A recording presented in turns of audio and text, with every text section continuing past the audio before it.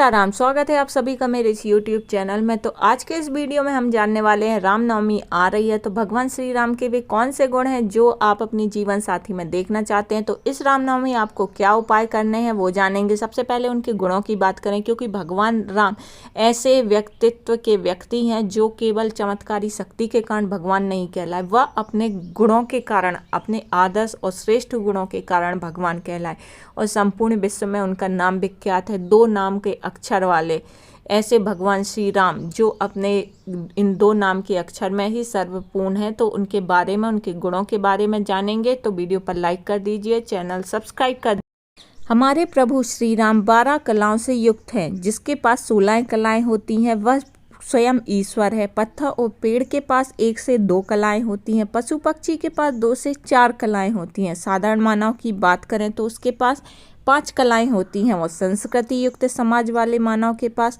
6 कलाएं होती हैं। लेकिन प्रभु राम के पास 12 युक्त कलाएं हैं, तो वह मानव रूप में स्वयं भगवान हैं। अब अगर श्री राम जी के 16 गुणों की बात करें तो उनका पहला गुण है गुणवान, मतलब योग्य हैं और काफ़ी कुशल हैं और इसीलिए सर्वश्रेष्ठ राजा हैं। दूसरा गुण है किसी की निंदा ना करने वाले हैं, मतलब हमेशा प्रशंसा करते हैं और एक सकारात्मक सोच का व्यक्तित्व है।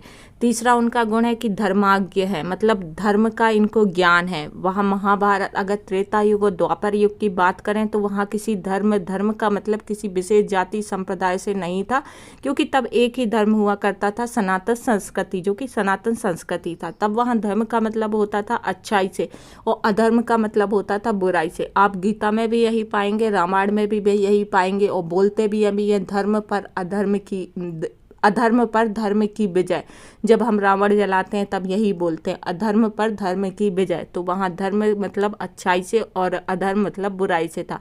चौथा श्री राम जी का गुण है कि कृतज्ञ है, मतलब आभारी या आभार जताने वाले हैं और उनका व्यक्तित्व विनम्र है। 5वां गुण है सत्य बोलते हैं, सदा सच्चे बोलने वाले हैं और सच्चा उनका व्यक्तित्व है। 6वां गुण है दृढ़ प्रतिज्ञा है, प्रतिज्ञा पर अटल रहने वाले हैं, दृढ़ निश्चय वाले हैं। दृढ़ निश्चय ऐसा कि समुंदर पार करके लंका भी पहुंच सकते हैं। सदाचारी हैं, धर्मात्मा हैं, पुण्य आत्मा हैं, अच्छे आचरण वाले हैं। श्री राम जी का 8वां गुण है सभी प्राणियों के रक्षक हैं, सहयोगी हैं। उनकी सेना में बड़े बड़े जीव जंतुओं से लेके एक छोटी गिलहरी भी शामिल है। बड़े की बात करें तो भालू, जामवंत, बानरों की सेना से लेकर एक छोटी गिलहरी भी इनकी सेना में शामिल है। जब राम सेतु का निर्माण हो रहा था तब उस गिलहरी ने अपना सहयोग निभाया था। 9वां इनका गुण है विद्वान है, बुद्धिमान है और विवेकशील। तो इतना है कि रावण को उन्होंने काफ़ी शांति के प्रस्ताव भेजे थे, लेकिन वही है रावण का, वही कहें विनाश काले विपरीत बुद्धि। तो इनका विवेकशील इतना था कि इन्होंने रावण को कई पैगाम भेजे थे शांति के, लेकिन तब भी रावण की वो सब समझ में नहीं आया। अगर 10वें गुण की बात करें तो सामर्थ्यशाली है, सभी का विश्वास है और सामर्थ्य पाने में सर्वदान है। श्री राम जी का 11वां गुण है प्रिय दर्शन है, मतलब सुंदर मुख वाले हैं और इतने सुंदर हैं कि इनके ऊपर एक वो लाइन लिखी गई थी, उस पर एक भजन भी बना था। श्री राम को देख कर श्री जनक नंदिनी बाग में जहाँ खड़ी की खड़ी रह गई। तो इस भजन का मतलब यही है कि जब माता सीता ने श्री राम जी को देखा तो उनकी नजरें यहाँ से वहाँ नहीं हिली और ना ही वह अपनी जगह से हिल सकी, क्योंकि वह इतने सुंदर थे कि उनकी नजरें उन पर जाकर टिक गई। इनका 12वां गुण है मन पर अधिकार रखने वाला और 13वां गुण है क्रोध को जीतने वाले। 14वें गुण की बात करें तो कांतिमान, मतलब चमकदार शरीर वाले और अच्छा और श्रेष्ठ व्यक्तित्व। 15वें की बात करें तो वीरवान है, मतलब स्वास्थ्य हैं, संयमी हैं, हष्ट-पुष्ट हैं, भुजाओं में दम है और एक क्षत्रिय के पूरे गुण इनमें विद्यमान है। और इतना आकर्षक इनका स्वभाव है, इनका शरीर का स्ट्रक्चर है कि मतलब देखकर कोई भी इन पर मोहित हो सकता है। इनके 16वें गुण की बात करें तो युद्ध में जिसके क्रोधित होने पर देवता भी डरें।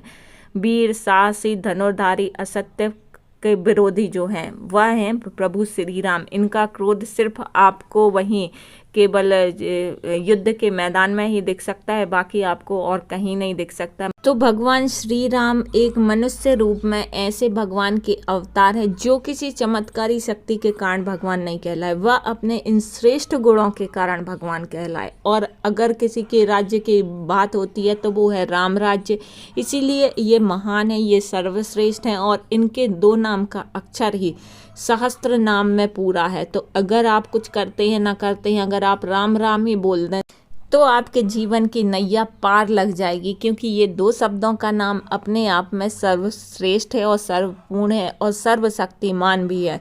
तो इसीलिए अगर किसी का जनाजा निकलता है, जब किसी की अर्थी निकलती है, तो उसमें राम नाम सत्य ही बोला जाता है और सत्य बोलो मुक्ति ही बोला जाता है। उसका यही कारण है कि राम राम आप जितना भज लेंगे इस जन्म में, उतना ही आपको मोक्ष की प्राप्ति होगी।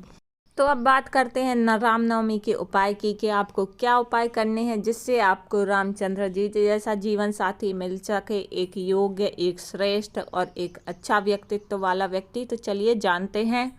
रामनवमी पर आपको भगवान श्री राम को केसर युक्त दूध अर्पित करना है। इसके साथ ही भगवान राम और माता सीता के नाम का जाप करना है। ज्योतिष के अनुसार इस दिन विशेष संयोग बन रहा है। जिन दंपत्ति के यहाँ संतान प्राप्ति नहीं हो रही है, उन्हें रामनवमी के दिन विशेष पूजा अर्चना करना है, जिससे आपको सुख फल की प्राप्ति होगी और आपकी सारी मनोकामना पूर्ण होगी।